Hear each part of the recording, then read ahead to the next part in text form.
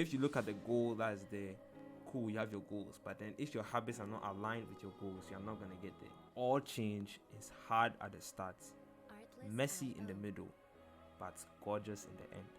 We are who we are based on yesterday's decisions, and we can be who we want to be based on today's decisions. Hello, welcome back. My name is Tristan, and I'm here to empower you to elevate your life. Now, in the previous episodes, we spoke about two of the keys to success, and those were goal setting and then environment. And today I'm here to talk about the third goal, which is habits. Now, we're going to talk about what are habits. We're going to talk about how to recognize the good and bad habits. We're going to talk about how to replace the bad habits with good habits. And we'll talk about how you can consistently make a change throughout your life. So, yeah, without further ado, sit back, relax, enjoy, and most importantly, take notes. So, habits, what are they?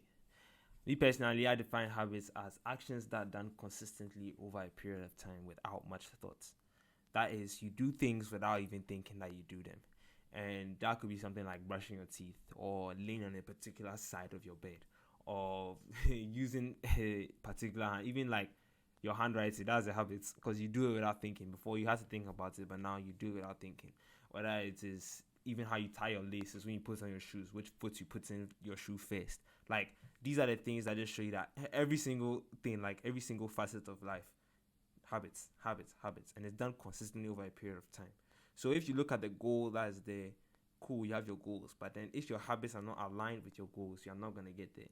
So to start things off, I just want to say a quote that I got from Brian Tracy, and it's something that is very, very there. It's very, very important. And he said that winners and losers all have the same goals. It's that simple. Winners and losers all have the same goals. So then what separates the winners from the losers then? It's the actions. It's the habits. It's the things that are done consistently that people don't see. The actions that people go through, that they continually go on. These are the habits. The habits is what makes a success. In Atomic Habits by James Clear, that's one of the books that I read about habits, and it's something that has been very informative, very interesting. I've learned a lot from Atomic Habits, and I would really, really, really recommend this book to anybody who is looking to create habits and to create long-lasting good habits. And in the book, James Clear spoke about the 3 levels of change. These are the 3 levels that people are looking for when they want to change a particular thing. They look at the outcome. That's, let's say I'm setting the goal to get an award for academic achievements in, for example, like math. I want to get the math award. That's the outcome. I want the outcome to be me getting the award. Then there's the kind of ignored, kind of not ignored, which is the process. That's the second level, the process, which are the steps that you take to get to the outcome, the steps that you're trying to achieve to get to that point. And that could be the studying, the amount of hours that you spend studying a day, and the frequency of the studying. It could be the way that you study, all those things, the process. And then now we look at the foundational level, which is the identity. Who am I trying to become at the end of it all? Who is it that I'm trying to get to? Who is it that I'm trying to be at the end of it all? And that's the most foundational point. That's probably the most profound point. That if you're looking to stop a bad habit, you can't just look at the outcome, the action. You gotta try and disassociate yourself with that habit and associate yourself with a new habit, with a new identity. So this is a little bit, I know it can be a little bit hard to understand. If you don't understand what I said right now, I'm going to just mention a little story that was also inside the book. And this is for just an example as to how this is in play. So let's say you are a smoker and you are trying to stop smoking. If somebody offers you a cigarette, you could say, no, I'm trying to quit. Or you could say, I'm not a smoker. Two of them, you both turn down the cigarette or the vape or the shisha or whatever it is. You turn it down. But they mean different things. Because you saying, I'm trying to quit, implies that you are a smoker, that your identity is the smoker, and you're trying to quit smoking. So it's like the identity is still there. You're still associating yourself with being a smoker. So it's like your identity hasn't changed. You're trying to change the outcome. And that will not work. So if you're trying to change it, Now, let's look at it. Me saying I'm not a smoker. Saying I'm not a smoker completely disassociates yourself with smoking. It says it's not me, and because I'm not a smoker, I'll not smoke. Just that simple change alone can help you so much in installing new and better habits and stopping the old habits. So yeah, that's just a little side piece, and now we're gonna get into like the actual thing. James Clear. James Clear brought, he likes, whenever he's mentioning these type of things like how habits is formed and how to create good habits and how to stop the bad habits, it's always enforced. And the first thing, when he described how a habit goes about, and he described them in 4 steps. The first one is the cue, then is the craving, then is the response, then is the reward. Cue, craving, response, reward. That's how habits start to form, and that's how they start to be really, really that's how they start to be there. So looking at the cue is, okay, let's say me, I could say I have a habit of eating food like midnight snacking, and that habit has led to me gaining weight. So we are going to break down that habit into the 4 steps. The cue, the time. I'm looking at the time. I'm seeing it's 11:30. It's getting to 12. That's the cue. After I've gotten that cue that is around that time, the craving starts to come. The craving is start to feel hungry. I start to feel something in my stomach is grumbling. It's looking like it's ready to go eat because it's about that time. That's the craving. The response is I walk down to the fridge and I open the fridge and I go and look for the food and I start eating because I've gotten the craving that I need to eat. I'm hungry. Response, I go and I eat. And the reward is I'm satisfied. That's the reward. I'm satisfied. So it's like just breaking down the habits into those 4, you can get to understand how it is that our habits work and how it is that all around us our habits are just there.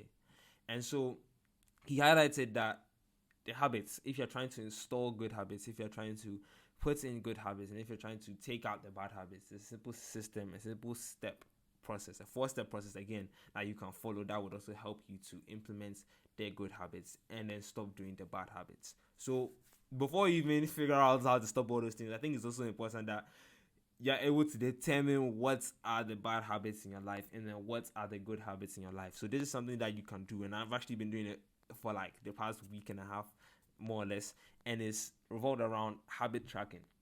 You're basically going to put yourself under the scope and try and figure out what are the things that you do, because you can't solve a problem that you don't know about.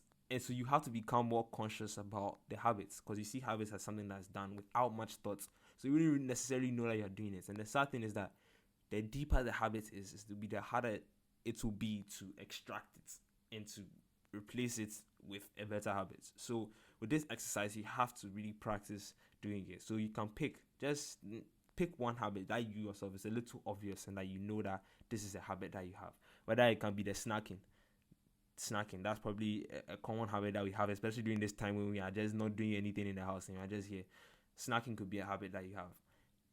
Pick that out, and for like the next week or so, just track every single time that you're about to go for a snack. Just write it down. Just like make a note. Okay, I've gone for a snack now at this time. Every day. So you say, okay, Monday I've gone for a snack. How many times? 1, 2, 3, 4. You just be doing that. You just start taking. You see it, and at the end of the week, then you realize and you see, you're like, hey. You see the numbers. The numbers don't lie, and then that's when you can tell if that habit is a good habit. You can tell if it's a habit or not. Basically, you can tell that if it's a habit or not. And so now that you've built that awareness of the habits, now we can talk about how to stop that habit. And inside the thing, he even brought like different he brought different ways that you can stop it. But this is the easiest way. This is the one that I've learned, and this is the 4-step process. It goes like this. So the 4 steps that James Clear highlighted in the book to be able to stop doing the bad habits and then replace them with the good habits, they are as follows. The first thing that you want to do is you want to make it invisible. You want to make the cue to it invisible. If it is the midnight, the fact that the cue is there, that okay, the cue is that once the clock hits around midnight, that's when you start getting hungry.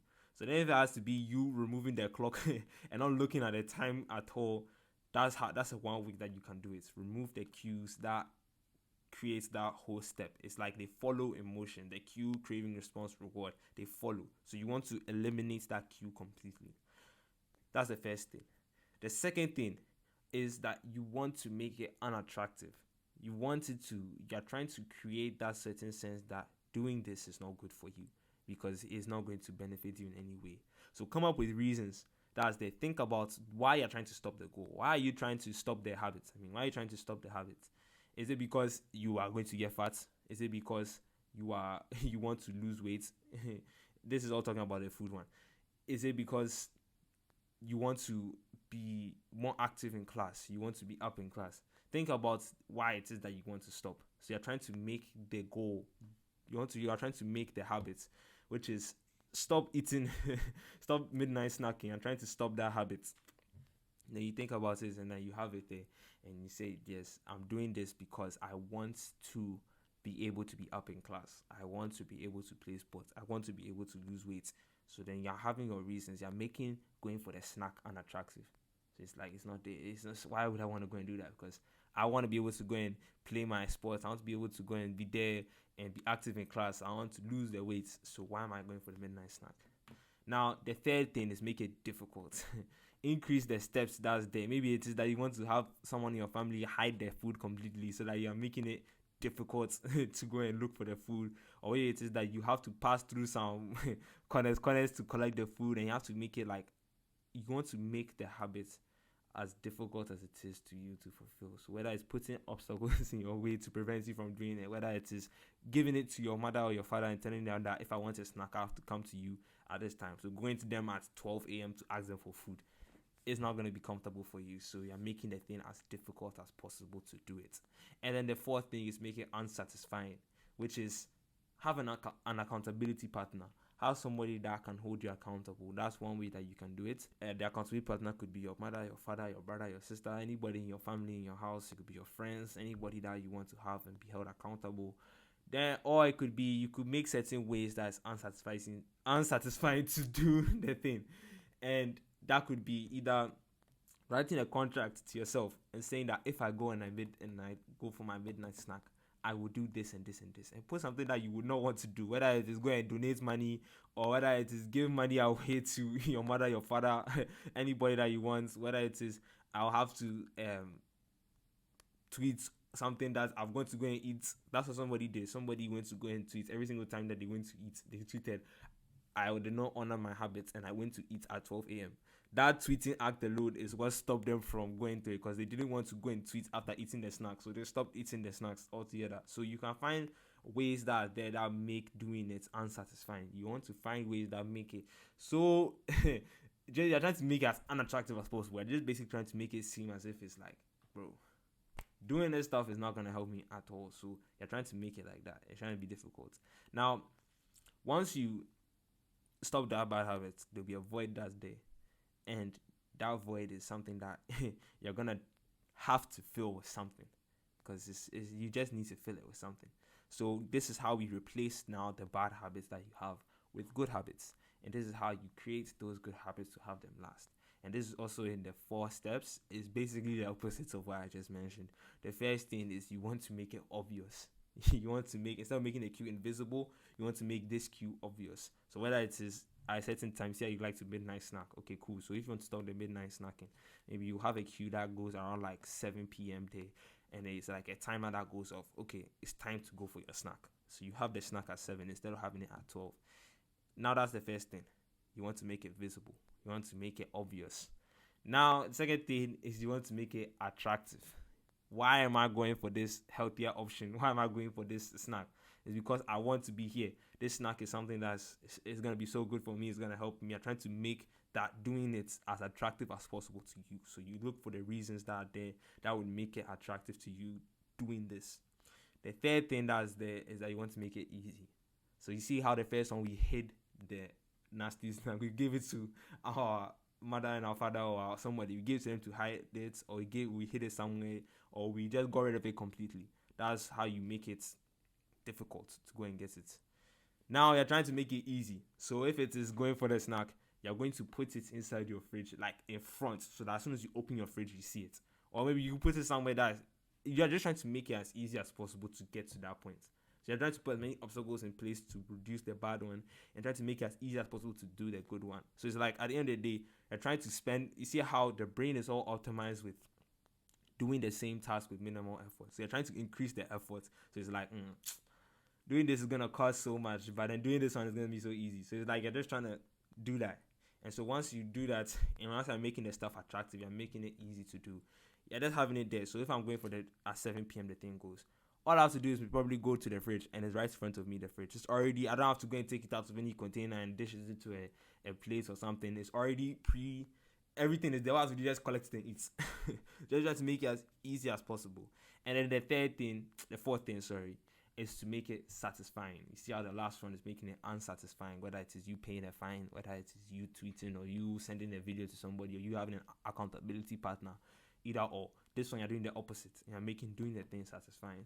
So whether it is, okay, if I'm going to go and do this snack, I'm going to, I don't know, I get to watch a movie doing this the right thing, or I get to do something that's attractive to you. Me personally, what I like doing is that I'll have a tally. So every single time that I do it, I want to have a visual representation that, okay, I did it. I've done it this time. I've done the good habit this time. I've done the good habit this time. So it's like as I do it, I can visually see the improvements. I can see that as the days go on, the amount of times that I've done the habit, it feels. And this is just a little side note that research has shown the days may vary, but like a good rule of thumb is that it takes about 21 days to install a good habit. And it takes a little bit of time to let that habit sink in. So it's about staying consistent throughout those 21 days, at least 21 days. If you can do it for 21 days, it should become automatic to you. So yeah, if you're trying to install habits, the rule of thumb is 21 days. So yeah, those are the 4 ways that you can make it. You can remove the bad habits and then you can put the good habits. Now, these are a little bit of more information about this stuff. First thing that you should know is that changing your habits, especially if it's the deeply rooted ones, the ones that have been there for a while, is going to be tough. It's going to be so hard because this is something that you've been used to doing for a while without thinking. And you're basically removing the roots. You're literally uprooting all of those negative habits and you're trying to plant newer ones. We all know how it is that when you first plant a tree, it, the roots are now going into the soil. They are now there. It's like it's now growing. If you uproot it from the start, it's easy. You can easily just take it out. But if the tree is growing and it's been there for years, that's how most of our habits have been. If the tree has been there for years, uprooting a tree that has been there for years is so difficult. Doesn't mean it's impossible though, but it's difficult. So just have that in the back of your mind that this is not going to be an easy task depending on the habits. If it's a habit that has just been there for just a short time, then it should be a lot easier. But if you're trying to stop the fundamental ones, the ones that have been there with you for a while, if you're trying to stop those ones may be a little harder. And there's no issue with it being harder. That just means that when you're able to accomplish it, when you're able to stop that bad habit, you'll be just that much happier about it. Because it's not the successes that make man. It's not the successes that make us. It's the losses. The losses is what forms us, and it's the hardness. Is the battle. That's what makes somebody. So just look at it with all the enthusiasm that I'm about to go through this whole thing, and at the end of the day, I'm going to be happy because this is the habit that I'm trying to do. And also have it there. Just how you said the goal setting is there. Be also there. We also have it there, like write it down as well. Like plan everything that you want to do with the habit out on paper. And now for the final thing, I want to leave you with this quote. And this is from the book 5 a.m. Club. And it's from Robin Sharma. And he said, all change is hard at the start, messy in the middle, but gorgeous in the end. That's the whole process of change. You're trying to change, you're trying to evolve, you're trying to elevate. With elevation comes the change. Welcome it. Don't be shy of changing. Don't be afraid of changing because the changing is how we improve. We are who we are based on yesterday's decisions, and we can be who we want to be based on today's decisions. So don't be afraid of the change. The change is something that is important. So at the start, it's going to be a little bit hard. In the middle, it's going to be so hard. By the end of it all, if you are able to stick through to at least the 21 days, you will see so much progress that looking back, you'll be like, yo, I found the sauce. This stuff works. This is it. And you'll be able to apply it to so many other habits. Start small. Don't immediately go to the serious, the hardest ones. Start with the little ones. You're trying to build momentum. So if you're able to stop doing the small ones and you replace them with the better ones, then you start building it. You're like, yo, I've done this once, I can do it again. I've done it twice, I can do it again. And you're just building it, and you're preparing yourself for the final stage, which is the hard habit to do. So yeah, that's everything that covers the habits. I may go into detail in about habits later on, but for the meantime, this is essentially it.